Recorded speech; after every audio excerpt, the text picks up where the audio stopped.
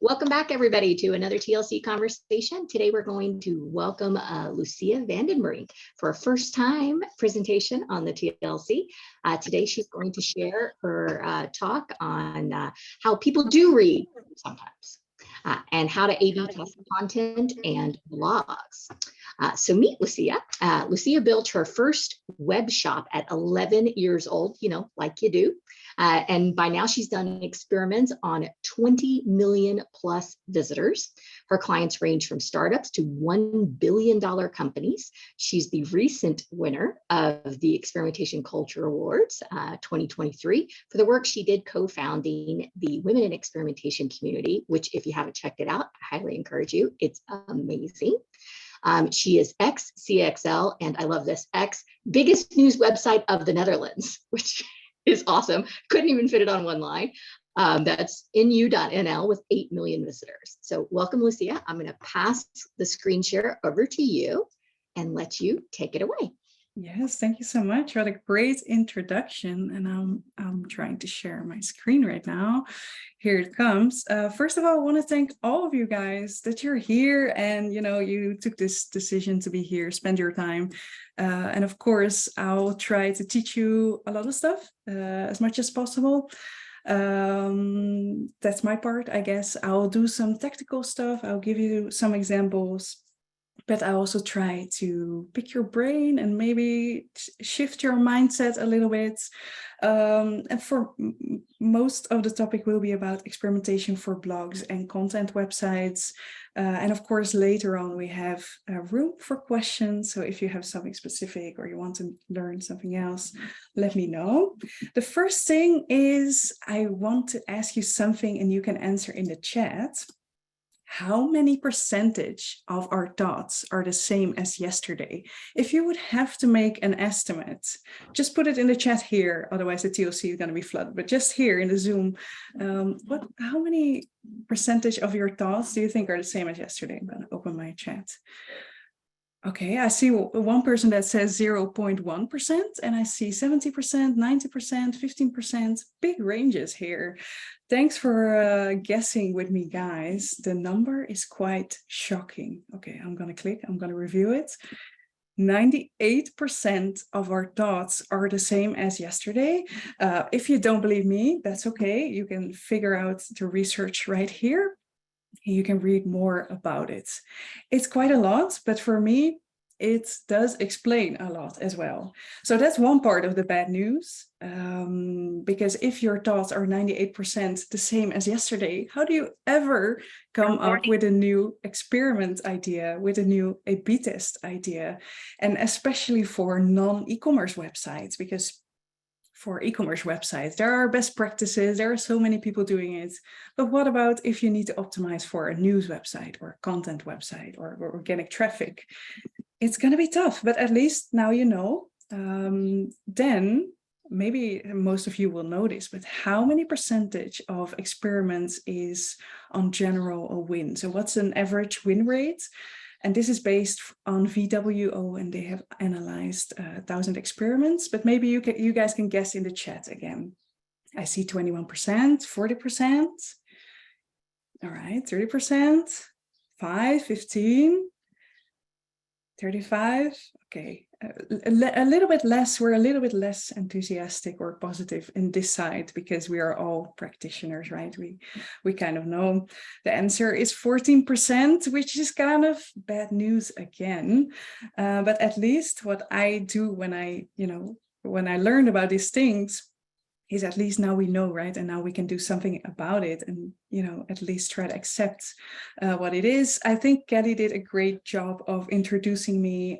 So I started really small. I'm based in the Netherlands, and I started at 11 years old because I'm a super big geek. I built my website back then and I had to code a lot of stuff. I had a PayPal integration, which was great, but I still really love the online world. And I love, for example, this meeting where I'm talking to a lot of people from all over the place.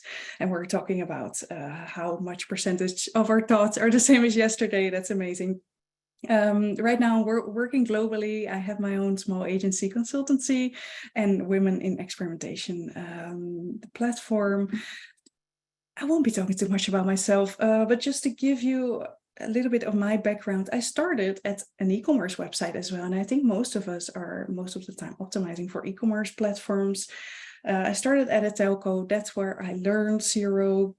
And I had the honor to be taught CRO by Tom Wesseling and Bart Schultz at the moment. So I learned a lot from very knowledgeable people. And then I worked on these web shops. And that was fine, right? It's easy. You can do a lot of things. You can sometimes Google best practices, all good. But then after 2.5 years, I switched jobs and I had a really nice new challenge, which is this website. You see a lot of ads, and we're also going to be talking about ads. This is the news website, and it is one of the biggest websites, Dutch websites, 8 million visitors. We are a small country, so for us, that's a lot. I can imagine if you're living in Brazil or US, that's a bit different. But what was really interesting there was that visitors returned every day and multiple times a day. So people were super loyal.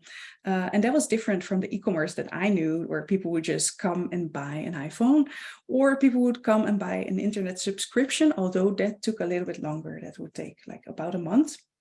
So this news website, they had a website, they had an app, but they generally made money with their ads. So that's a totally different way of making money than compared to selling something on e-commerce.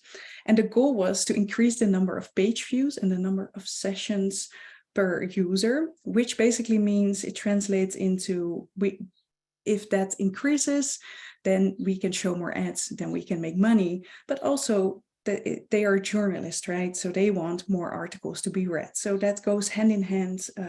It's not too bad of a deal. So I have some Dutch screenshots. I'm sorry about that. At that time, I didn't know I would be talking to the whole world about this, but I'll try to guide you through it. First thing I thought, and I'm just going to show you some examples here. First thing I thought was, I have to make them money because I was used to doing that in e-commerce. So my first experiment was, okay, what if I change the ad blocker message? Because all the people with an ad blocker don't see the ads. The website doesn't make money, so they cannot pay for my salary. So in the control, you see this very long text that asks like, hey, can you please disable your ad blocker? And then we made a variant where the text is not so long because we don't like to read from really to left to right. That's difficult. So the UX is a little bit better. But also it asked people to turn off their ad blockers. And turning off your ad blocker, I don't know if you ever did it, it's complicated.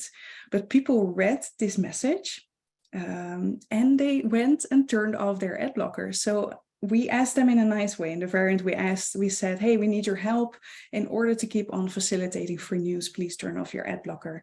And people actually did it. And that was the first time that I thought, okay, on this website, people do read and they even follow through with putting on their ad blocker for us. So they're very, very loyal.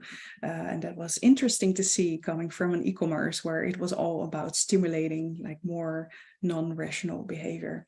In here, there was a lot of rational behavior, but I also had to deal with ads.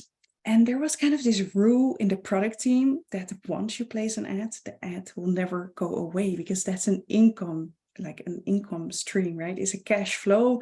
Once that cash flow is there, it's hard to take it off. So there was a big sales team that all the time wanted to put more ads.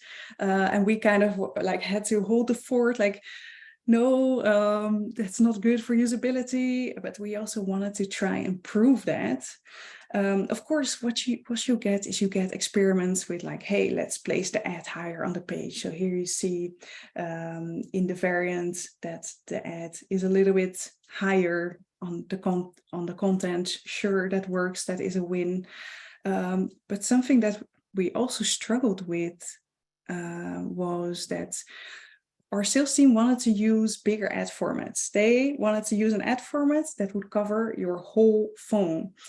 So as long as your phone, you wouldn't see any other content. And we, the product team, thought like, okay, this is dangerous. We don't want this, and we're gonna make sure to prove it. We're gonna do user testing. But then what happened was when we invited people to our lab and we asked them, hey, what do you think about this version of the website? Do you see anything different? Is there anything in particular? And they would never notice. So banner blindness is definitely a thing, but we had to prove to that sales team that we couldn't implement those ads. So we had to take a different journey, a different route. And even if we would ask these users in user testing, like, hey, do you see anything different with the ads? They wouldn't notice, even though it went from such a small ad to a ginormous ad. So that was too bad. So we needed to take a different approach. And then what we did, we removed all the banners in one variant of the A/B test. And that's the ideal world, right? We knew that we also needed something to pay our salary, so that would never happen. But then at least we would know the effect of removing all banners. And of course, it was positive. People read more, people came back more often. So at least we knew that. But then we thought, okay, how about going radical and we double the amount of ads in the B variant of an A/B test? And you know what happened? It was terrible. It would go unnoticed again. And then we thought, whoa, what's going on? Are people so used to ads that they just don't see them, scroll past them, accept it? And we tried to dig a little bit deeper, and we found out that was only in the short term. In the short term, people were okay with those ads. It was fine. In the long term, it caused less pages per user and less sessions per user. And if we're thinking about long-term testing, there's an interesting article by Ronnie Kohavi about testing for 6 weeks and what kind of fallacies and problems and risks you get. So if you want to learn more about that, I'll refer you to that. This was done server side. I see the question, how long was long term? I thought it was, I think we did it twice. We did it for 6 weeks and we did it for 3 months. But in 3 months, you really have to deal with survival bias as well. Like you only have like people in there that are in there for a long term. And but definitely the 6 weeks was also very interesting. But at least we found our arguments that we could say to the sales team, please stop with ads, no more ads. There is a limit to ads and to balance that a little bit better. But that's only one part of the story, right? Okay, sure, testing with ads, you can do so many things, different algorithms, ads depending on reader interest. But there was much more work because there were 8 million people, there was a lot of traffic, so a lot of potential to do other cool tests. So I started, was very enthusiastic, but after a few months, ideation became kind of heavy. And now that you've seen that 98% of our thoughts are the same as yesterday, it makes sense, right? That ideation can become a little bit more heavy after a while. And I noticed that my ideas, I would kind of go for the same ideas, the same direction all the time. And I saw the same with the people that I work with in the product team or other teams. So I kind of needed something new, something fresh. To beat this thing, to beat this 98% of our thoughts are the same as yesterday. And to give a little bit of a lay of the land, this is the experimentation model that I generally use because it's a little bit simpler. Usually experimentation models are like super complex, but what you can recognize experimentation maturity models by is that sometimes when zero or experimentation starts, there is a jack of all trades, just someone that does zero on the side. And maybe you recognize that, maybe you've been there, I've been there for sure. And then after that, if experimentation maturity grows, you get kind of this one man woman show. There is one person hired to fix zero for the whole thing. But if that grows further, then you get a support system and maybe multiple teams testing, and eventually you'll need to have a center of excellence to control all the teams testing by themselves. So that's in short a way how I see experimentation maturity in a very simple way. And I think at the beginning that I was just a zero one-man show, but eventually I got a really big support system and I got a lot of teams testing and I kind of became the center of excellence. So I ended up somewhere here in between. But it's good to know where you're at because if you're at the beginning, it might take a while to get buy-in and all that stuff. But that's a topic for a different time. Because I'm still fighting that 98% of the same thoughts as yesterday. But I discovered something that big brands like Netflix, Apple, well, you see them here, that they also did before, and I'll reveal that to you right now. So Netflix writes in one of their blogs, very few of our ideas are winners. Okay, we have the same data from that VWO research. And what they say is that experimentation democratizes ideation. They test all ideas, most do not win, and there's an openness to product ideas coming from all corners of the business. So that's interesting, right? They say that a lot of people can suggest ideas. Apple says great ideas push the world forward and they can come from anywhere. So they rely on employees' diverse backgrounds and perspectives to spark innovation. And then Disney says encouraging a broad range of opinions helps us drive creativity and innovation. And the same for Ford. They also rely on diversity. So I could never be this one woman show coming up with enough tests to reach the max velocity of an 8 million visitors program. Like there was so much, I could run so many tests, but I only had so many ideas. So I needed to start to leverage something else and be a CRO specialist that is not only an expert that comes up with ideas, but that also creates a safe and open space for everyone to come up with ideas. So I try to invite as many people as possible into the program, try to get as many ideas as possible. Crazy or not, I would just have a ginormous backlog, and prioritization would eventually get out the real test ideas that would make an impact from the rest. But what I noticed is that people are sometimes scared to have too many ideas. And once you already block them and say no to ideas, then you'll never have them. So I rather have them before rejecting anything. And then later my prioritization would help me decide where to start. Of course, sometimes it would mean that I would have to educate people on what CRO is, how you form a hypothesis, that you cannot test anything, like you need to have a KPI. And sometimes, and maybe you have done as well, this is my little secret, but I've done sometimes experiments that were just really dummy experiments. Like they were just to get that person into the process, because I knew that at that point that person would be involved and hooked to experimentation, they would reach a much broader team or a much broader part of the organization. And that would mean I could leverage their ideas and their thoughts. So I'm not really a purist. Sometimes, I throw away some of the pure test ideas to help people get on board and be part of the thing. And what that does is it creates kind of a new compound. So here you see H2O, right? It doesn't exist from only one element. It's combined, it's created by different elements. And that's what I'm always looking for in my experimentation programs. I want different people, the more different, the better. And I want to do a little quiz with you guys because it's Friday and, we have to all keep awake here.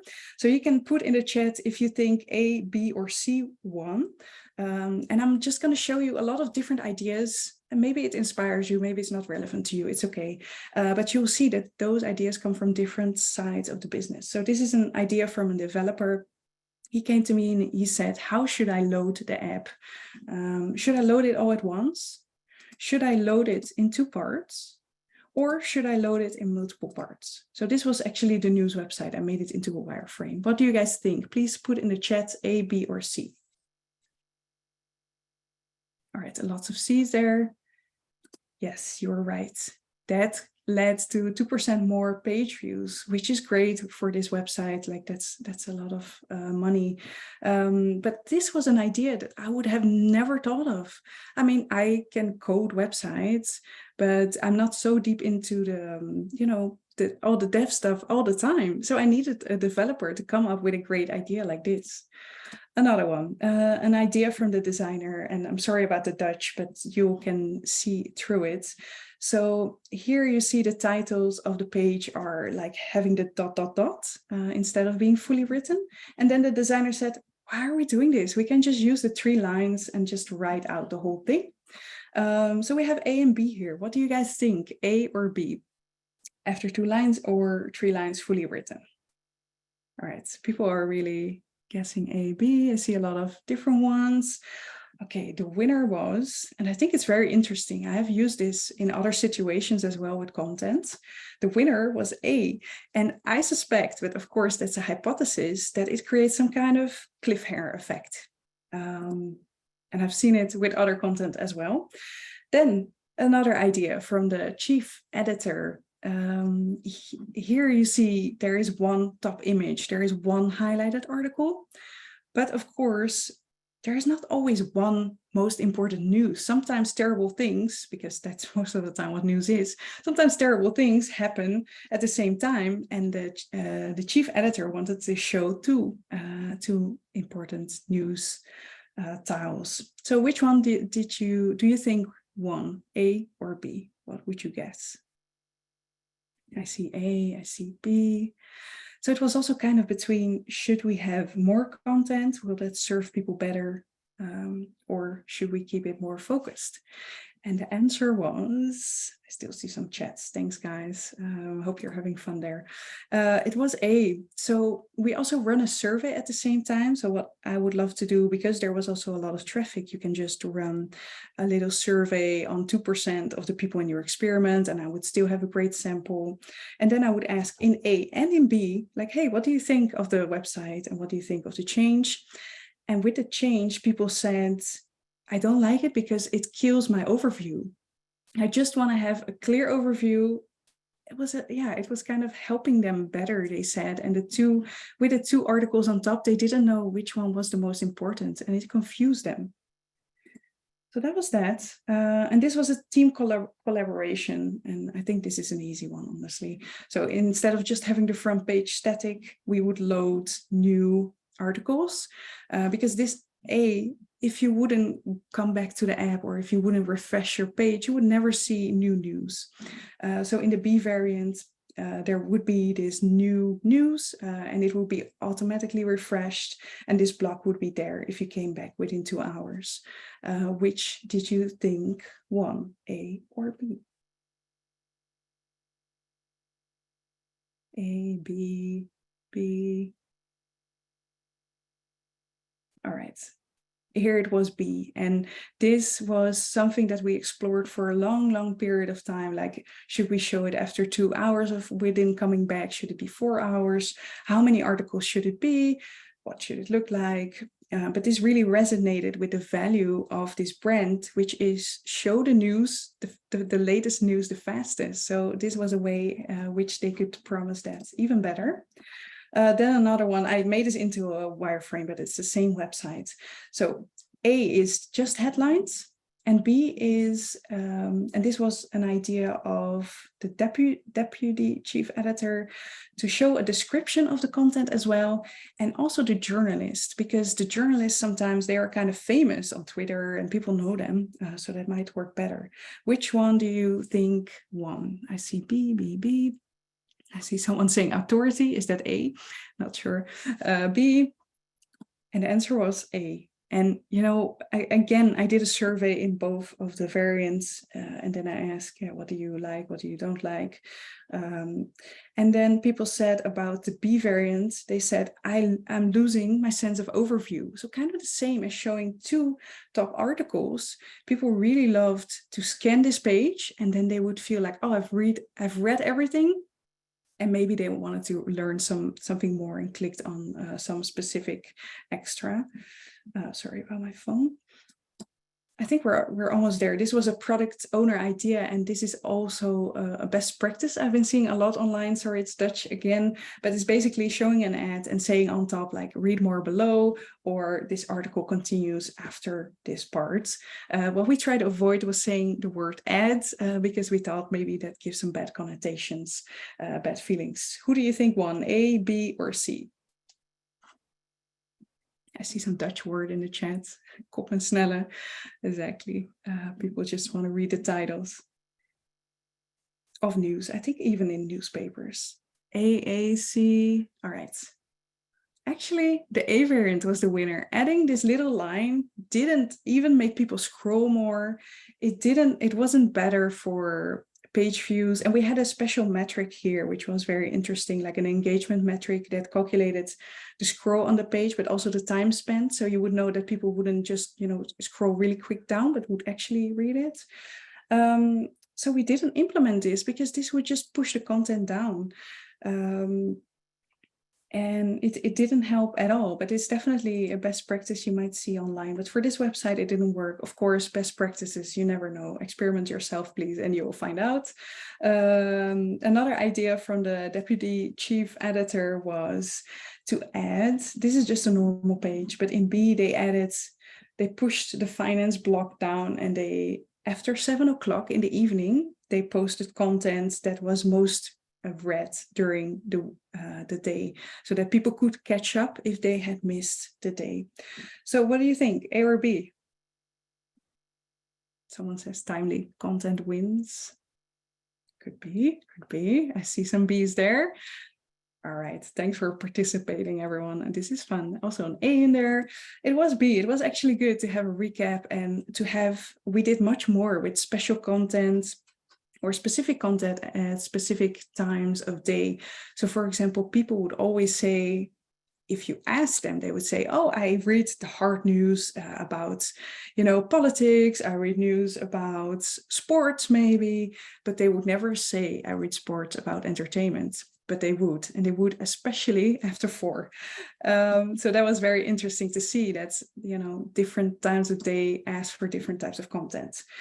Something interesting about this platform was that people could respond to the news, and there would be editors editing and also responding to it to keep it nice and to keep it friendly. In A, you could give a thumbs up or place a response. In B, you could place your thumb up, but also be mad, you could smile, or you could have this thinking emoji. Which one do you think won? A, just a thumbs up, or B, more choice between emotions? Okay, I think people have fallen asleep by now, but that's okay, no worries.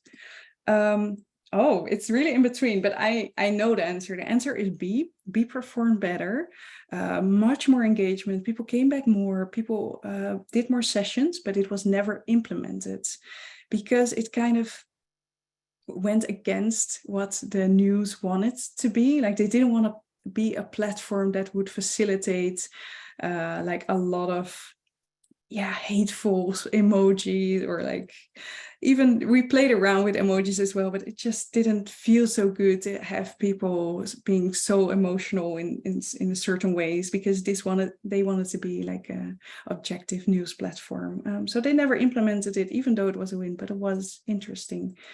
This is the last one about sports news, because not everyone likes sports, guys. Some people, okay, not only guys, some people don't like sports or Formula One, but Formula One is a big thing, right? So what do you do if that happens, if Formula One happens? Then what do you do with an event like that? So what they would usually do is they would just place the news of Formula One, if it was going on, if there was a match, underneath the sports category. But then the idea was, but this is actual and this is going on and a lot of people are interested. So let's place it higher, which was B. And in C, we were a little bit more, how do you say that? Like scared of what would happen. And we placed it a little bit lower on the page because we knew not everyone likes sports. Which one do you think won, A, B, or C? Whoa, everyone came back to life. What's the difference between the other one? Interesting. I see a lot of B's here. And B was indeed the winner. So people did really want to read this sport news. And it didn't bother the other people that wouldn't read that kind of news as well. All right, guys, there were a lot of tests, maybe too many, but at least you have some ideas, you have some inspiration. And if I were to summarize it, the best ideas came from core values, like matching the brand core values with the actual product, which is the website and an app.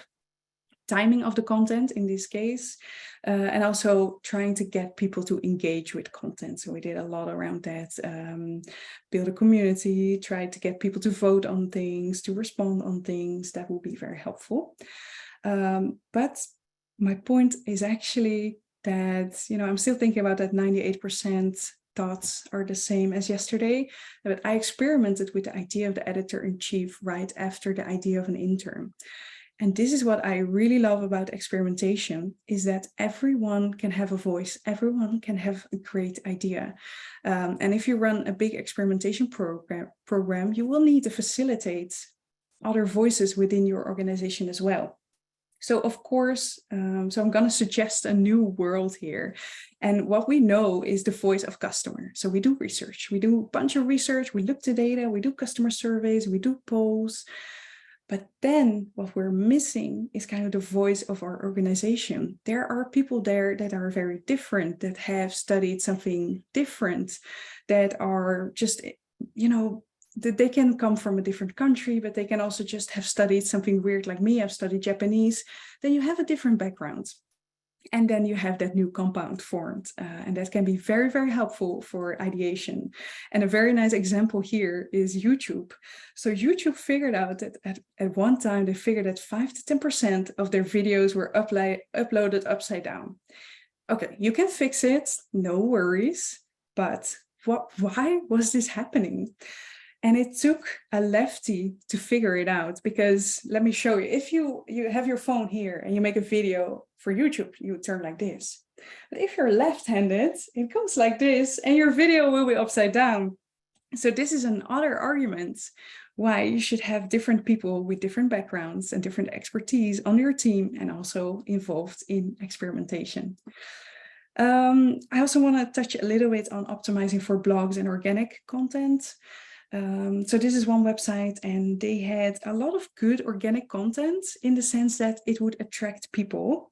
And it's a great website. What they want is they help people find a hotel with a gym so they can stay healthy. And they also show you like the cheapest price, all that stuff. But their blog attracted people that wanted to work out. So they wrote blogs about how can I work out best? What's the best way to stay fit? Was not necessarily the match for people that also wanted to book a hotel. So that can be very, very difficult. But the one thing you have is usually you have one entrance into, your product or the thing that you're selling. So in this case, they had this banner here. And of course, with a spot like that, you can improve, you can A/B test, and you can try to get more people into that. The goal that you have for them. I have a cool example here, because this was also, it is a very big B2B SaaS company. They have also great organic content, lots of visitors, and they had only one entrance to their product, which makes sense, right? Because it's a blog. Now, how can you optimize that? And in this case, I already showed that it's a winner, but in this case, something really small does matter. A little goes a long way. And we added a little micro copy here based on heuristic expert review. So people wouldn't understand what the free account was. They just didn't get it. If you would know the brand, you would, well, it would help for sure. But then we added run 10 times a day. And of course, now you have no idea what that is, but if you know the brand, you would. And also we talked to their customer service, and they said that people are afraid of sharing their credit card details. And I think people mostly are, right? So then we also put in there free forever. So 2 insights from 2 different points. We really listened to the voice of customer in this case, and not and relied on data and insights. But that was a win. That was great. So I wanted to bring it together here and say, like, sure, research also will give you wins, and it's very important to listen to the voice of customer. But please don't forget your voice of organization. And let me see. And just a quick side note, and this will be just 2 slides, because the statistics can be a little bit different if you optimize for non-binomial metrics. And what does that mean? Well, we have, for example, these 2 calculators. You have the Spiros, the Excel calculator, you have A/B test guide. They're very helpful to a lot of people, but they are based on binomial metrics. So for example, if you're optimizing a website for a transaction or a purchase, it's about, is there a sale or is there no sale? It's a yes or a no, a 0 or a 1. Now, binomial metrics are metrics that are on a larger scale. So if you talk about revenue, that can be like you have revenue from one user that's $1, and you can have revenue $100,000 from, also one user. Then you have this really big range, and that makes things difficult, and that makes statistics different. The same with add to carts, unless you make it unique or unless you make it binomial, but the same when you optimize for pages per user, for example. If you want people to read more, then you also have to deal with non-binomial statistics. I won't go super deep on it into it. If you need it, you can reach out, maybe it can help you. But it's important, at least for you to be aware of this. And kind of what the data should look like that you need if you want to analyze is you want to have a list of users, a list of unique ideas combined with, for example, this person has 40 pages per session, or this person has 5 pages per session. And then that kind of data you can use to do your statistics on, but I won't go into that too deep. I mean, it's Friday, guys, cannot do that.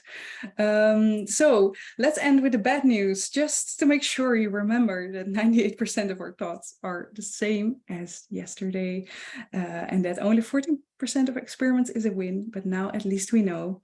And now we have, we know that we can. This is where I wanted to show this slide. We have the voice of customer that we can use, all the data, all the insights, and we have the voice of organization. And I think sometimes we forget about this and all the beautiful people in there. And the more different they are, sometimes the better it is.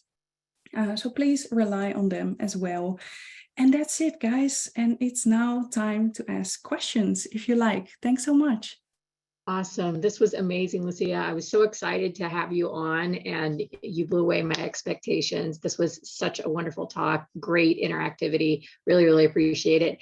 We already have 2 questions. I want to remind everybody, if you have additional questions, hop over to the TLC calls channel and the TLC Slack to ask them. First question was from Shirley. When you were talking earlier about adding your surveys to your actual A/B test, Shirley asked, where will you trigger the surveys? At what point?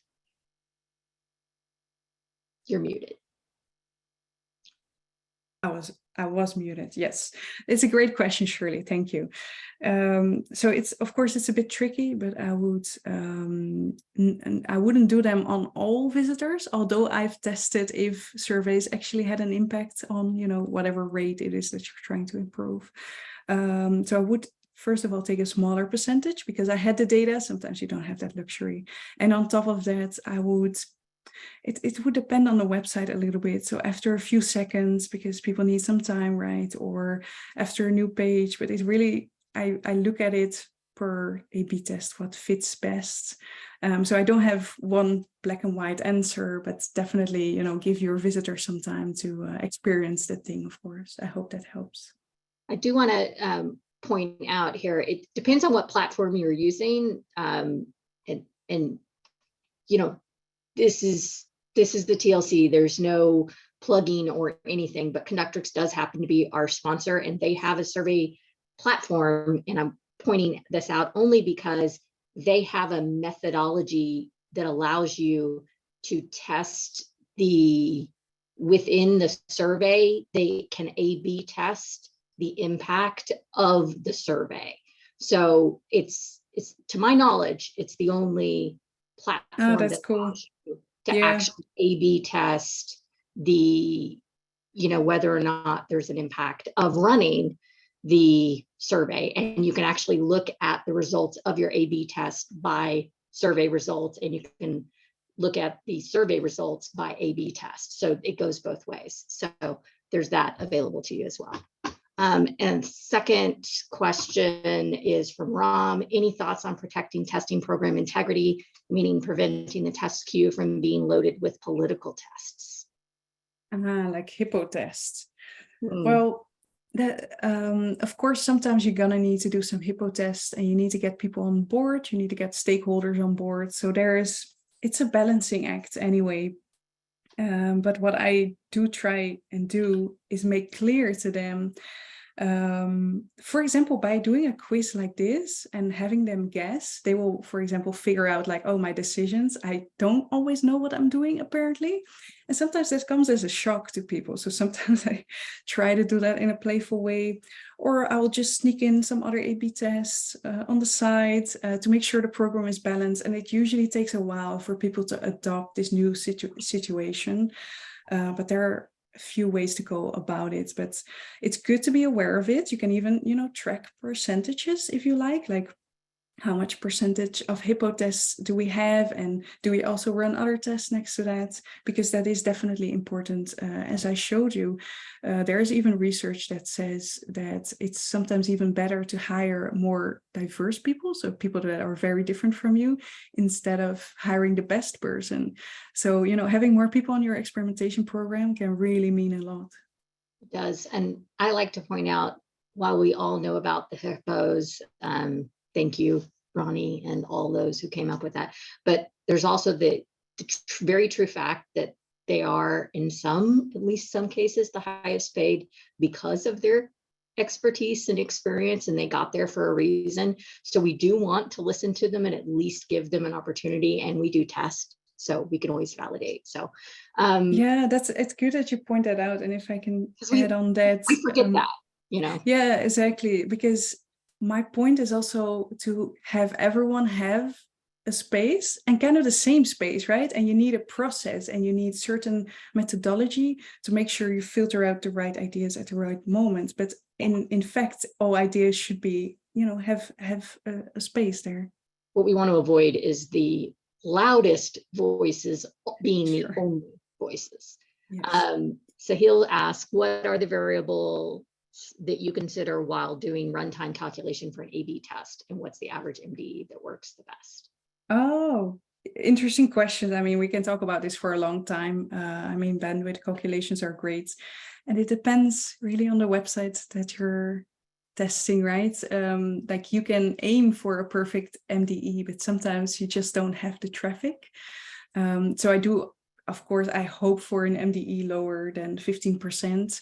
But if you're dealing with 8 million visitors, you have an MDE of 1 or 2%, which is great, which makes you able to test small changes like text changes. And I think, in fact, a lot of the ideas that I showed you and the tests that I showed you could be done because of a low MDE. So it's good to take that into consideration for sure. And it's, of course, it really depends on every situation. And yeah, we can talk about bandwidth calculations probably forever, but I'll keep it to this for now. And sorry, Eli or Ellie, is it Ellie or Eli? Sorry if I got it wrong. I missed yours. Love to hear more about user testing. Are you doing in-person user testing or live web experiment split testing, or both? Everything, I guess. I've done everything. It's all good. Like every shape of user testing is better than no user testing. It's always insightful. I actually maybe even prefer remote more now, because people are sitting on their own computers and they feel really comfortable. They know how to use it. And something that I was struggling with if I would invite people to a lab is that they have not their own computer. Maybe they're Mac users and they have to go to Windows. So that also affects the natural behavior a little bit. So maybe I have a tendency even for remote user testing right now, although it's great to be with people in a room physically and to have maybe also your teammates there physically. So, it has both pros and cons. Awesome. And Shirley asks, how did you get multidisciplinary team to contribute their ideas? What would be best practices there? Yeah. So there's, of course, a lot of ways to do this. So I think most common is you have in Airtable a form that people can leave their idea, and it never really works because people don't really do it unless very specific people sometimes do it and get very enthusiastic about it. But a part of me doing my work was also good listening. So if I would hear an idea, and even if no one would listen to that idea, I would still put it on I always have a backlog of very rough ideas. I would still take that idea, and later on I would tell hey, I took your idea, so that next time people would come to me.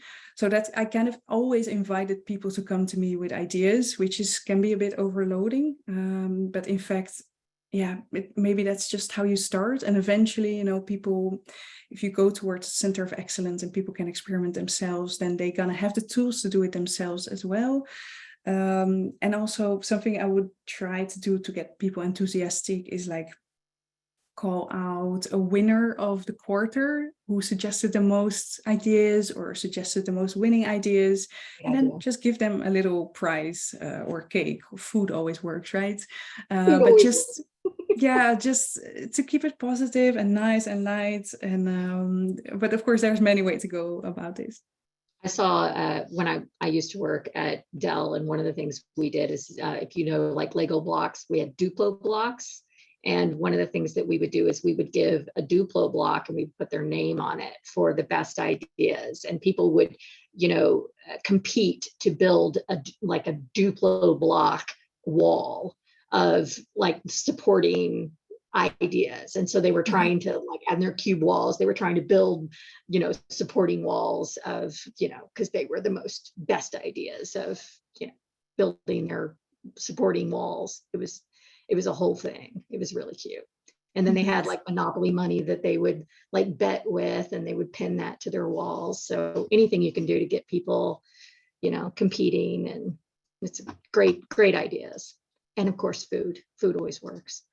Sahil asks, can you give some examples of a successful personalization test that you might have done? How is the audience selected and segmented? Great question. Yeah, so if I think about content websites, it's usually about recognizing what type of content it is, kind of creating content buckets in a way, and doing personalization based on that. So that's one way. And that's still quite easy personalization, right? I think the first step of personalization is making segments and doing segmented personalization.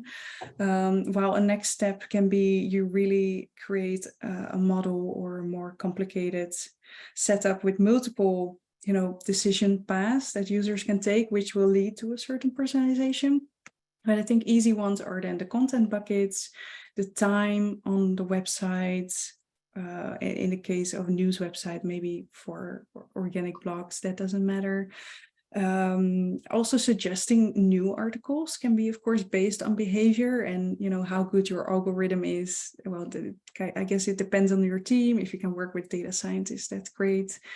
What else can you do with personalization? I also think of a lot of e-commerce examples, of course, kind of suggesting new products. I think that's getting really evolved as well. But I also have seen, for example, the telco company, they had specific landing pages when they recognized that you were on the IP of a competitor. So you would always land on a different kind of website. It's all super interesting. But personalization is really something I think you only get to if you are a little bit higher in maturity. But it's nice to talk about it for sure. Awesome. Do we have any final questions? All right, as you all think through that, I want to remind everybody that we have a bonus July session with June Dershowitz. She's going to do part 2 of her talk about calculating or finding or proving the impact of your analytics program. July 28th. So return July 28th for a bonus July session. And then the following week, August 4th, will be our August session with we'll be talking privacy. Okay, hold on. Trying to get to it. Sorry. We're talking privacy maturity. We'll have a panel discussion talking about greed, risk, and greed, risk, and I can't get to the whole session. And all the wonderful things, greed, risk, and ethics in digital measurements with Fosca and Siobhan, and Juliana Jackson's returning to help me moderate that conversation. So 2 sessions in a row, July 28th and August 4th. So those will be really fun conversations. So I hope you guys can join July 28th and August 4th. And then Getty, who's on the call with us today, will be with us in October. So see you all real soon. We have another conversation in September. The dates aren't nailed down yet, but you'll learn more about that soon. So thank you all very much. Thank you, Lucia. Your talk was wonderful. If you're willing to share your slides, we would, of course, love to have them in PDF form, up to you. And if you're willing, I've posted copies of all the questions that were put in the chat in the TLC Slack. And if you want to add any links to additional information or add additional context in the threads to those questions to allow people to add additional comments or questions to continue the conversation. I'm sure people would love to continue the conversation on the Slack. Thank you all so much. Have a wonderful weekend. Bye all. Thank you. Bye.